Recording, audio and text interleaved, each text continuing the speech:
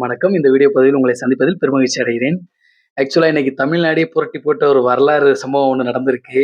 தமிழக வெற்றிக் கழகத்தினுடைய வெற்றி அப்படிங்கிறது வந்து பார்த்தீங்கன்னா, ஒரு வரலாற்று சிறப்புமிக்க ஒரு அன்பிலீவபிள் ஒரு நியூ ரெக்கார்ட வந்து விஜய் அண்ணன் பதிப்பிச்சிருக்காரு. இதுல இன்னும் ஹைலைட்டா பேச வேண்டிய விஷயம் என்ன அப்படின்னா, 234 தொகுதியிலயும் மேஜர் ஆஃப் தொகுதியில இருக்கக்கூடிய கேண்டிடேட்ஸ சில மக்களுக்கு தெரிஞ்சிருக்க வாய்ப்பில்ல. ஆனா விஜய் அப்படிங்கிற ஒற்றை நபருக்காக அவர் முன்வைத்த அந்த ஒரு கோரிக்கைக்காக அவர் மீது நம்பிக்கை வைத்து தமிழக மக்கள் இவ்வளோ பெரிய ஒரு புரட்சிய உண்டாக்கியிருக்காங்க. எம்ஜிஆர் ஐயா அவர்களுக்கு அப்புறம் தமிழ்நாட்டுல இவ்வளோ பெரிய ஒரு புரட்சி மக்களுக்கு நடுவுல உண்டாகி, இப்படி ஒரு மாற்றத்த நம்மளோட நிகழ்காலத்துல நம்ம கண்ணு முன்னாடி நம்ம பார்த்து அதுல வாழ்ந்துகிட்டு இருக்கிறோம் அப்படிங்கிறது ஒரு ஆச்சரியகரமான, நம்ப வேண்டிய ஒரு உண்மை சம்பவத்த இன்னைக்கு நம்ம வந்து அரங்கேறி இருக்கிறத பார்த்துட்டு இருக்கிறோம். ரொம்ப ரொம்ப சந்தோஷமான ஒரு விஷயம். ஆக்சுவலா மக்கள் வந்து இவ்ளோ பெரிய அளவுல வந்து விழிப்புணர்வு அடைஞ்சிருக்காங்க. அதாவது இந்த விஷயத்த வந்து பல டைமென்ஷன்ல நம்ம பார்க்கணும். ஆக்சுவலா வந்து இந்த அரசியல்வாதிகள் வந்து இத வந்து ஒரு சித்தரிப்பான ஒரு கண்ணோட்டத்துல உங்களுக்கு அவங்களுடைய கருத்துக்கள எப்படி வேணா முன்வைப்பாங்க. அதனால அரசியல்வாதிகளுடைய கருத்துக்கள முழுமையா ஏற்றுக்கொள்ள தேவையில்ல. பகுத்தறிந்து அதுல இருக்கக்கூடிய நியாயமான கருத்துக்கள மட்டும் ஏற்றுக்கொள்ளுங்கள். அதத் தாண்டி தமிழக வெற்றிக் கழகத்தின் மீதான ஒரு மக்களுக்கு ஏற்பட்ட நம்பிக்கையா இருக்கட்டும், இவங்க வின் பண்ணதா இருக்கட்டும், அல்லது திமுக, அண்ணா திமுக தோல்வியுற்றதா இருக்கட்டும், இல்ல நாம் தமிழர் தோல்வியுற்றதா இருக்கட்டும், இது போன்று இந்த அரசியல் களத்துல இந்த 2026 தேர்தல் களத்துல நடந்த அனைத்து சம்பவங்களையும் தனித்தனியா கேட்டகரி வைஸ் நம்ம பிரிச்சு அத அனலைஸ் பண்ணி உங்களுக்கு நான் வீடியோவா நான் குடுக்குறேன். எப்படி திமுக, அதிமுக அந்த விஷயத்த கோட்டை விட்டாங்க. அ ஆக்சுவலா இத வந்து நீங்க எல்லா நியூஸ் சேனலுமே பார்க்க தான் போறீங்க. பட் இருந்தாலும் என்னோட டைமென்ஷன், என்னோட பாயிண்ட் ஆஃப் வியூல இது எப்படி நடந்திருக்கும் அப்படிங்கிறத நான் ஒரு காமன் பார்வையிலேருந்து நான் உங்களுக்கு சொல்றேன். அது உங்களுக்கு அக்செப்டபிளா இருக்கா இல்லையாங்கிறத நீங்க கருத்தின் மூலமா கூட நீங்க தெரிவிக்கலாம்.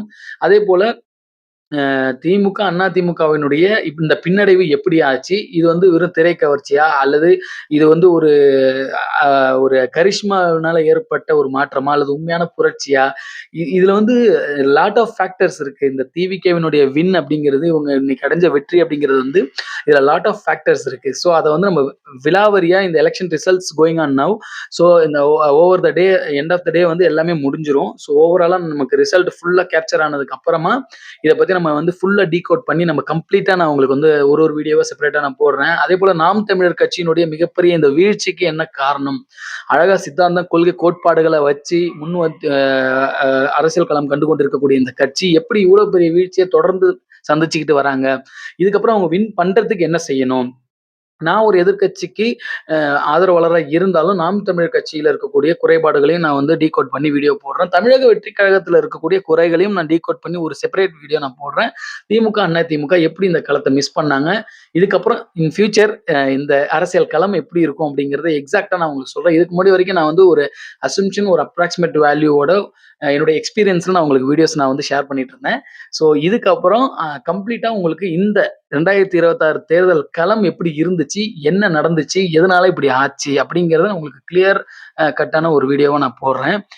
பட் இதற்கெல்லாம் பின்னாடி உண்மையாவே வந்து இந்த இடத்துல நம்ம வந்து நீங்க கட்சிகள தாண்டி, முரண்பாடுகள தாண்டி இந்த இடத்துல நீங்க விஜய் அண்ணனுடைய சக்சஸ நீங்க அக்செப்ட் பண்ணிக்கல அப்படின்னா, நீங்க ஒரு சரியான பக்குவப்பட்ட அரசியல்வாதியோ அல்லது சரியான பக்குவப்பட்ட அரசியல் விமர்சகரோ இல்ல அப்படிங்கிறத நான் நேரடியா குற்றச்சாட்டாவே இந்த இடத்துல நான் சொல்லிக்கிறேன். ஏன் அப்படின்னா, நீங்க வந்து 70 வருஷம், 80 வருஷம் நீங்க அனுபவப்பட்ட கட்சின்னு சொல்லி நீங்க 26 கட்சிய கூட்டணி வச்சும், ஒரு 50, 60 வருஷம் அனுபவம் கொண்ட அண்ணா திராவிட முன்னேற்றக் கழகத்தினுடைய அனுபவத்திற்கு முன்பும், கொள்கை, கோட்பாடு, தெளிவு, சித்தாந்தம் அப்படின்னு சொல்லி பேச்சாலேயே வளர்ந்த நாம் தமிழர் கட்சிக்கு முன்பும், ஏகப்பட்ட இதர சின்ன சின்ன கட்சிகள், ஜாதி கட்சிகள், மத ரீதியான கட்சிகளுக்கு நடுவுலயும், இவ்ளோ விழிப்புணர்வு கொண்ட இந்த தமிழக மக்கள் இருக்கக்கூடிய இந்த அரசியல் களத்துல இந்தியா முழுவதுமாக ஆளக்கூடிய பிஜேபி அரசு, இந்தியா முழுவதுமாக இரும்பு கரம் கொண்டு அடக்கி கொண்டு வாழ்ந்து கொண்டிருக்கக்கூடிய ஒரு என்ன சொல்றது? ஒரு ராஜ நடை போட்டுக் கொண்டிருக்கக்கூடிய பிஜேபியாலயும் நிகழ்த்த முடியாதத 2, 3 ஆண்டுகள்ல தமிழக வெற்றிக் கழகம் என்கின்ற ஒரு கட்சியின் உருவாக்கி விஜய் அண்ணன் வந்து இத சக்சஸ் பண்ணியிருக்காரு அப்படிங்கிறது, விஜய் அண்ணனா இருந்து அவர் தலைவரா மாறி இன்னைக்கு தமிழக முதல்வராவும் மாறப் போறாரு அப்படிங்கிறது மிகப்பெரிய வரவேற்புக்குரிய ஒரு ஒரு விஷயம். அதனால தான் சில அரசியல்வாதிகள் பக்குவப்பட்டவர்கள் அத வந்து அக்செப்ட் பண்ணிக்கிறாங்க. அதாவது இத அப்ஜெக்ட் பண்ணாலும், ஃபர்ஸ்ட் ஆஃப் ஆல் அந்த டிஃபெக்ட் பண்ணத அக்செப்ட் பண்ணிக்கிறாங்க. ஸோ அத முதல்ல வந்து எல்லாருமே ஏத்துக்கோங்க.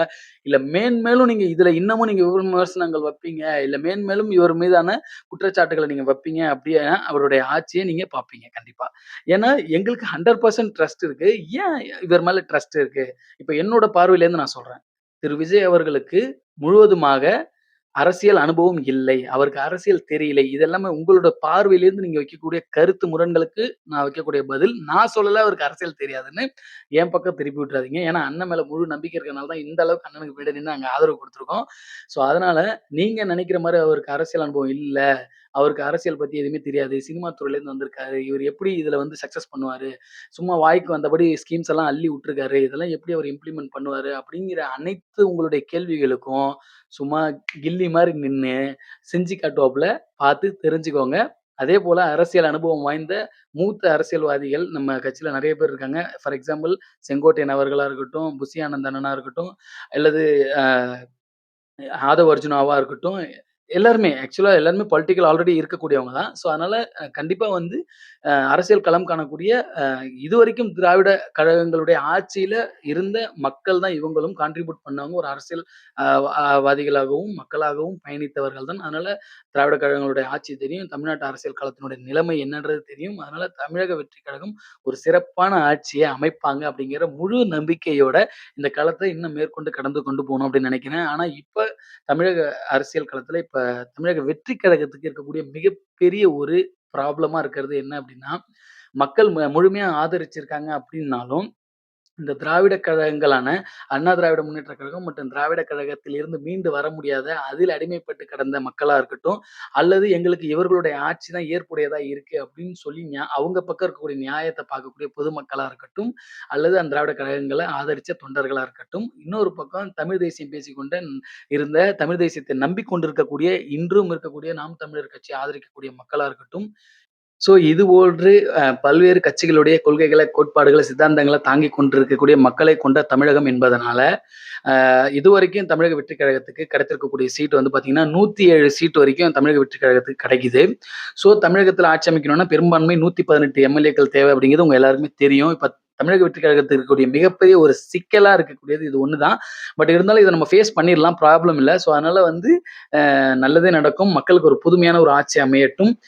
இப்ப இதுக்கப்புறம் வந்து அலைன்ஸ் இப்போ இந்த இந்த ரிமைனிங் சீட்ஸ் வந்து யார்கிட்ட இருந்து எடுக்கிறது? எந்த கட்சி நமக்கு ஆதரவு குடுக்க போறாங்க? இல்ல விஜய் அண்ணன் வந்து எந்த கட்சிக்கு வந்து இன்வைட் பண்ண போறாங்க? வெல்கம் பண்ண போறாங்க? யார் ஆதரவுக்கு கோரப் போறாங்க? சட்டமன்றத்துல எது போன்ற ஆட்சி அமையப் போகுது? இந்த தொங்கு பாராளுமன்றம் அப்படிங்கிறது எப்படி அமையப் போகுது? இப்ப ஆளுநர் வந்து யார ஆட்சி அமைக்க கூப்பிட போறாங்க? இப்ப அண்ணனுக்கு ஃபர்ஸ்ட் இந்த அழைப்பு விடுக்க போறாங்களா? இல்ல எப்படிங்கிறது? ஏன்னா, இப்ப அரசியலமைப்பின்படி பார்க்கும்போது 118 எம்.எல்.ஏ இருக்கவங்களுக்கு ஆட்சி அமைக்க கூப்பிடுவாங்க அப்படிங்கிறது எல்லாருக்குமே தெரிஞ்சது தான். தமிழக வெற்றிக் கழகம் 107 சீட்டுகள கொண்டிருந்தாலும், அந்த 107 சீட்டுகள் அப்படிங்கிறது முழுமையாக தமிழக வெற்றிக் கழகத்தினுடைய தனியாக பெற்றுக்கொண்ட அந்த வெற்றி அப்படிங்கிறது இங்க பதிவு செய்யப்பட்டிருக்கு. அதனால இப்ப இருக்கக்கூடிய திராவிட கட்சிகள் திமுக, அண்ணா திமுகவினுடைய ரெக்கார்டையும் உடைச்சு பிரேக் பண்ணி நொறுக்கி தூக்கி போட்டு அண்ணன் வந்து டாப்ல உட்காந்துட்டாப்ல. த நாம் தமிழர் கட்சியினுடைய சதவீதமும் இந்த ரிசல்ட்ல வந்து குறைஞ்சு போயிடுச்சு. ஸோ அவங்க கஷ்டப்பட்டு வளர்த்து கொண்டு வந்த அந்த வாக்கு சதவீதமும் இறங்கிருச்சு. கீழ 4% வந்துருச்சு. ஸோ இத இத கருத்தில் கொண்டு ஆளுநர் அவர்கள் வந்து தமிழக வெற்றிக் கழகத்த ஆட்சி அமைக்க ரிக்வெஸ்ட் பண்றாங்களா அப்படிங்கிறது தெரியல. ஸோ இது எல்லாமே பெரிய எக்ஸைட்டாவும், கேள்விக்குறியாவும், ரொம்ப குழப்பமாவும் இருக்கு. ஏன்னா இவங்க அண்ணா திராவிட முன்னேற்றக் கழகத்தோட கூட்டணிக்கு போவாங்களா? இல்ல காங்கிரஸ் இன்னும் இதர கட்சிகள் யாரையாவது வந்து நம்மள அ த ஆட்சி அமைக்கிறதுக்கு அண்ணன் வந்து ரிக்வெஸ்ட் பண்றாரா? இல்ல அவங்க வந்து இங்க ரிக்வெஸ்ட் பண்ணிக்கிறாங்களா? அப்படிங்கிறது எல்லாமே மிகப்பெரிய கேள்விக்குறியா இருக்கு. So first of all result முடியட்டும். அதுக்கப்புறம் ஒன் பை ஒன் நம்ம பார்ப்போம். ஸோ தமிழக வெற்றிக் கழகத்த ஆதரிச்ச மக்களுக்கும், வாக்களித்த மக்களுக்கும் இந்த தமிழக வெற்றிக் கழகத்தின் மீது நம்பிக்கை கொண்டு, இந்த ஒரு தேர்தல்ல அண்ணனுக்கு கொடுத்த வாய்ப்புக்கு மனமார்ந்த நன்றிகள் மற்றும் இந்த இந்த வாய்ப்ப வந்து கண்டிப்பா தமிழக வெற்றிக் கழகமும், விஜய் அண்ணனும் மறக்க மாட்டாங்க. அதேபோல இத சரியா பயன்படுத்திக்கிட்டு மக்களுக்கான சேவை பணிய செய்வாங்க அப்படிங்கிறத முழுமையா நான் நம்புறேன்.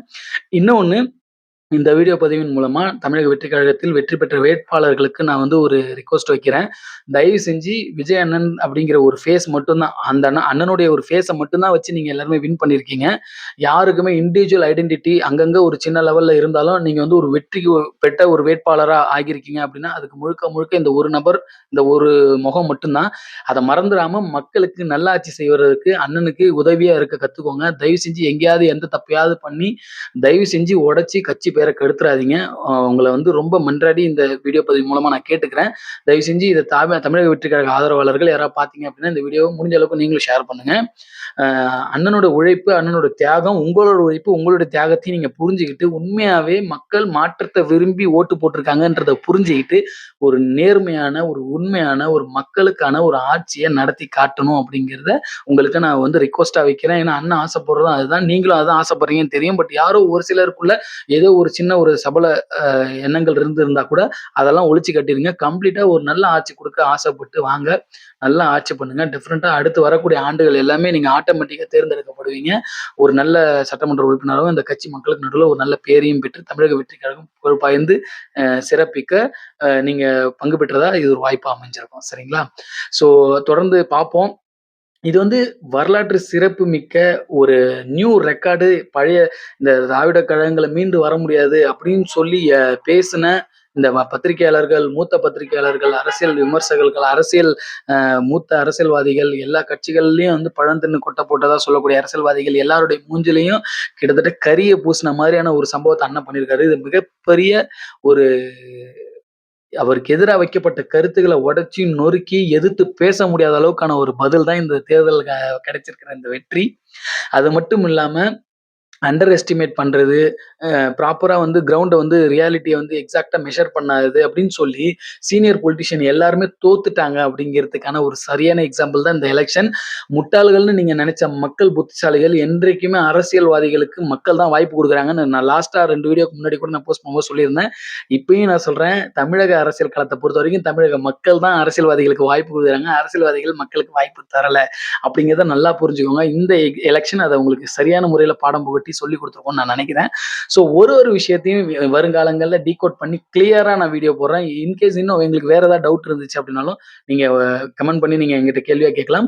அத நான் உங்களுக்கு எக்ஸ்பிளைன் பண்ணி நான் அத பத்திய வீடியோ, கருத்துக்கள நான் உங்களுக்கு தெரிவிக்கிறேன். அது மட்டும் இல்லாம இன்னும் வேற அதர் கன்டென்ட்ஸுமே நம்ம சப்ஜெக்ட் மூலமா நம்ம யூடியூப் சேனல்ல என்னலாம் நம்ம சொல்லியிருக்கோமோ, அத தொடர்ந்தும் நான் வீடியோ வந்து போஸ்ட் பண்றதுக்கு முயற்சி பண்றேன். சரிங்களா? இன்னொரு வீடியோல சந்திப்போமா? நன்றி. பாய் பாய்.